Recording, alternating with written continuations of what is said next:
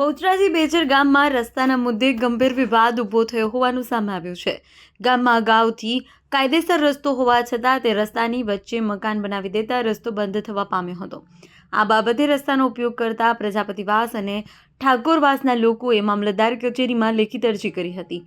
માહિતી મુજબ આજરોજ બહુચરાજી મામલતદાર પોલીસ બંદોબસ્ત સાથે જેસીબીથી મકાનના આગળના ભાગને તોડવાની કામગીરી કરવામાં આવી, પરંતુ વિવાદાસ્પદ રસ્તાના હકદારોની ના હોવા છતાં ચમનજી ઠાકોરના બાથરૂમ ચોકડી દિવાલ તોડી નાખવામાં આવ્યું। સૌથી ગંભીર બાબત એ છે કે મકાન માલિકને કોઈ પણ પ્રકારની પૂર્વ નોટિસ આપવામાં આવી ન હતી। સ્થાનિક લોકોના જણાવ્યા અનુસાર જે રસ્તો બનાવવામાં આવ્યો છે તે તેમનો કાયદેસરનો રસ્તો નથી। રસ્તાના હકદારો એ મામલતદારને સ્પષ્ટ જણાવ્યું છે કે તેમનો કાયદેસર રસ્તો વર્ષોથી આ નથી, બીજા સ્થળે છે। અમને તે જ રસ્તો કરી આપો, અમે આ રસ્તે ચાલવા માંગતા નથી અને ત્યાં જ રસ્તો ખુલ્લો કરવામાં આવે।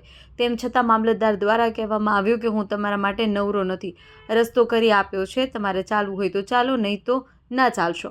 રસ્તાના હકદારોનો દાવો છે કે તેઓને જે રસ્તો આપવામાં આવ્યો છે ત્યાં તેમનો કોઈ કાયદેસર હક નથી અને તેઓ તે સ્વીકારવા તૈયાર નથી। બીજી તરફ બીજી બાજુ ચમનજી ઠાકોરને કોઈ પણ પ્રકારની નોટિસ કે જાણ કરવામાં આવ્યા વગર તેમની ગેરહાજરીમાં તોડી નાખવામાં આવતા માનવતા અને કાયદાની પ્રક્રિયા પર પ્રશ્નો ઊભા થયા છે। આ સમગ્ર ઘટનાને લઈ ગામમાં ભારે રોષ જોવા મળી રહ્યો છે। લોકો હવે ઉચ્ચ અધિકારીઓ સમક્ષ ન્યાયની માંગ માટે તજવીજ કરવામાં આવનાર છે અને દોષિત અધિકારીઓ સામે તપાસ તથા યોગ્ય કાર્યવાહી કરવાની માંગ ઉઠી છે। અનિલભાઈ વેલાજી ઠાકોર। શું આપની રજૂઆત હતી? અમારી રજૂઆત એ હતી કે અમારો કાયદેસર રસ્તો આવ્યો છે, અમે અરજી મામલતદારને આલી હતી અને મામલતદાર આયા સ્થળ ઉપર અને અમારો જે કાયદેસર રસ્તો હતો એને કોઈ કાર્યવાહી ના કરી અને બિનકાયદેસર રસ્તો બતાવીને તોડફોડ કરીને જતા રહ્યા। બરોબર, તો જો આપની માંગણી શું રહેશે? અમારી માંગણી છે અમારો કાયદેસર જે રસ્તો છે પહેલાના ઘડિયા હતા એ રસ્તો અમારો જુઓ। કયો રસ્તો હતો? અમારો કાયદેસર રસ્તો આવ્યો છે।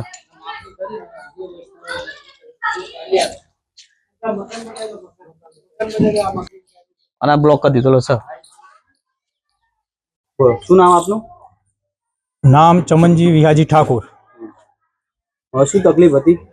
તકલીફ એ છે કે આ લોકોએ જ્યાં આમને રસ્તાની માંગણી માટે જ્યાં નોટિસ આપેલી એ જગ્યાએ કામ નહીં કર્યું અને મારું જ્યાં મામલતદાર આવ્યા ત્યારે એમને પૂછ્યું હતું કે ભાઈ રસ્તો ક્યાં હતો, અમને કાયદેસર રસ્તો બતાવ્યો છતાં પણ મામલતદારે કોઈ જાતનું આપણે હવે ખોટી કાર્યવાહી કરી નાખી। અહીંયા અનલીગલી રસ્તો અહીંયા કાઢી નાખ્યો। જ્યારે મામલતદારને પૂછવામાં આવ્યું ત્યારે મામલતદાર એવું કહે કે મને અહીંયા સીધું દેખાણું તો અહીંયા મેં રસ્તો કરી નાખ્યો, મને કોઈ નોટિસ નથી આપી, કોઈ જાતની જાણ નહીં કરી। પહેલા તો મારી ગેરમોજૂદગી માર્યું કામ કરીને જતા રહ્યા।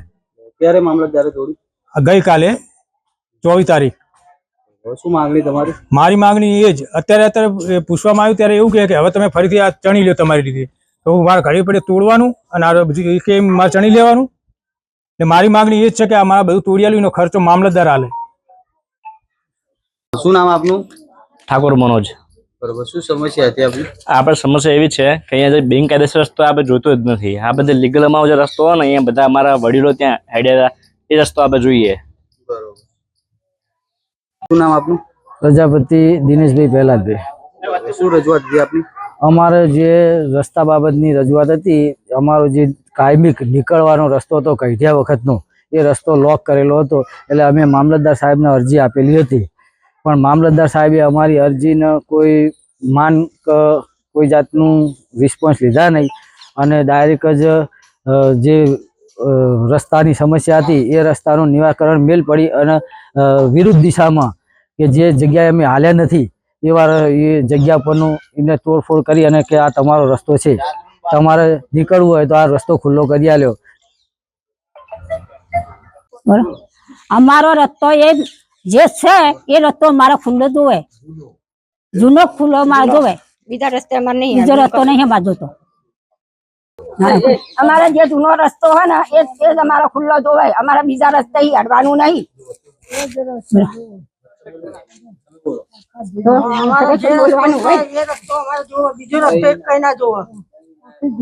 હું પૈણી નાઈ 50 વર્ષથી પૈણી નાઈ, ખુલ્લો હતો પણ આ લોકો બંધ કર્યો।